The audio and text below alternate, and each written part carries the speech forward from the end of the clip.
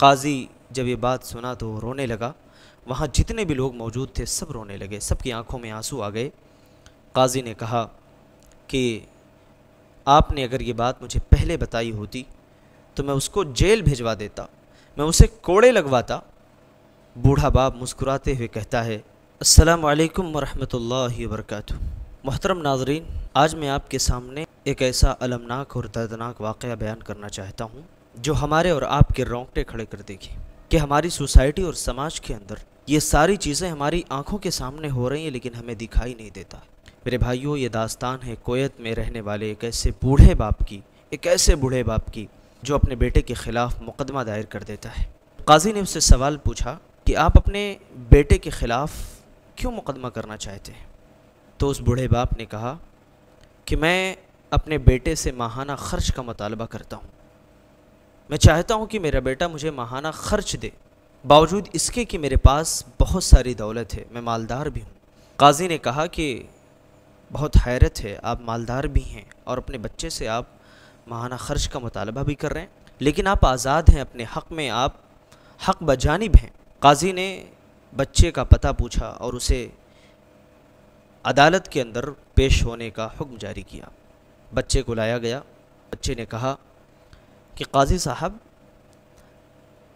میرے والد محترم بہت مالدار ہیں، ان کے پاس بہت سارے پیسے ہیں، لیکن اس کے باوجود مجھ سے ماہانہ خرچ کیوں چاہتے ہیں؟ بوڑھے باپ نے کہا کہ اگر یہ مجھے ماہانہ 1 دینار بھی لا کر کے دے دے تو بھی میں راضی ہوں، لیکن میری ایک شرط ہے، میری شرط یہ ہے کہ یہ مجھے بغیر کسی تاخیر کے مہینے کے آخر میں لا کر کے دے اور بغیر کسی واسطے کے، کوئی واسطہ بھی نہیں ہونا چاہیے، انڈائریکٹ نہیں، ڈائریکٹ لا کر کے مجھے دے۔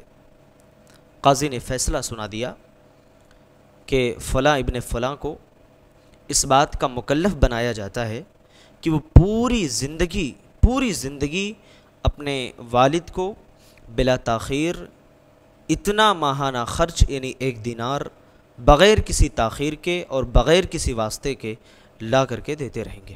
مجلس ختم ہو گئی، سب لوگ باہر نکلنے لگے تو قاضی نے بڑے حیرت سے اس بوڑھے باپ سے سوال پوچھا۔ کہا کہ اگر آپ برا نہ مانیں تو میں آپ سے ایک سوال پوچھنا چاہتا ہوں۔ قاضی نے کہا کہ میں پوچھنا یہ چاہتا ہوں، آپ کے پاس جب پیسے ہیں، دولت ہے، تو پھر کیوں آپ اپنے بچے سے دولت کا مطالبہ کر رہے ہیں؟ آپ کیوں اپنے بچے سے ماہانہ خرچ مانگ رہے ہیں؟ بوڑھے باپ نے قاضی کو جواب دیتے ہوئے کہا، قاضی محترم، میں اپنے بچے سے بڑی محبت کرتا ہوں، میں اپنے بچے کو دیکھنا چاہتا ہوں، میری آنکھیں ترستی رہتی ہیں، مگر اس کے کاموں نے اسے اتنا مصروف کر دیا ہے، وہ مجھ سے ملنے نہیں آتا ہے، یہاں تک کہ وہ مجھ سے ٹیلی فون پر بات بھی نہیں کرتا ہے، میرے پاس نہیں آتا ہے، میں بہت بے چین رہتا ہوں، میں اپنے بچے سے بڑی محبت کرتا ہوں، اور ایسا میں نے اس لیے کیا ہے تاکہ میں کم سے کم اسی بہانے اپنے بچے سے ملاقات تو کر پاؤں گا، اسی لیے میں نے ایسا کیا ہے۔ قاضی جب یہ بات سنا تو رونے لگا۔ وہاں جتنے بھی لوگ موجود تھے سب رونے لگے، سب کی آنکھوں میں آنسو آ گئے۔ قاضی نے کہا کہ آپ نے اگر یہ بات مجھے پہلے بتائی ہوتی تو میں اس کو جیل بھیجوا دیتا، میں اسے کوڑے لگواتا۔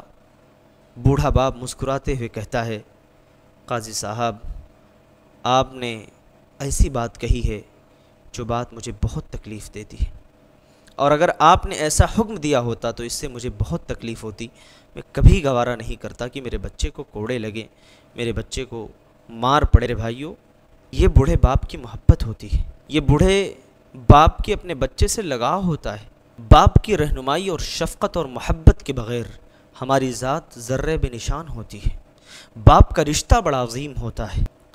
بہت تکلیف ہوتی ہے جب ہم دیکھتے ہیں کہ وہ باپ جس نے اپنے بچوں کی آسودہ حال زندگی کے لیے اپنے جسم کا کندن کیا ہوتا ہے، وہی ننھے بچے جب اپنے پیروں پر کھڑے ہوتے ہیں، جوانی کی دہلیز پر قدم رکھتے ہیں، تو اپنے باپ کے اینک کے پیچھے چھپے ہوئے آنسو انہیں نظر نہیں آتے، اپنے باپ کی تکلیف اور درد انہیں محسوس نہیں ہوتی ہے۔ میرے بھائیوں، انہیں اپنے ماں باپ سے چڑ محسوس ہوتی ہے، انہیں اولڈ ایج ہوم بھیجنے کی پلاننگ کرتے ہیں، اپنے گھروں میں کتے پالنے کے لیے تیار ہو جاتے ہیں، لیکن اپنے ماں باپ کو رکھنے کے لیے تیار نہیں ہوتے۔ یہ کتنی بڑی بے بسی ہے۔ بھائیوں، باپ سورج کے مانند گرم ضرور ہوتا ہے، لیکن نہ ہو تو اندھیرا چھا جاتا ہے۔ کاش یہ بیٹے جان لیں کہ ان کے والدین کے دلوں میں ان کے لیے کتنی محبت ہوتی ہے۔ اس سے پہلے کہ وقت گزر جائے، اپنے بوڑھے والدین کی آنکھوں کی ٹھنڈک بن جاؤ۔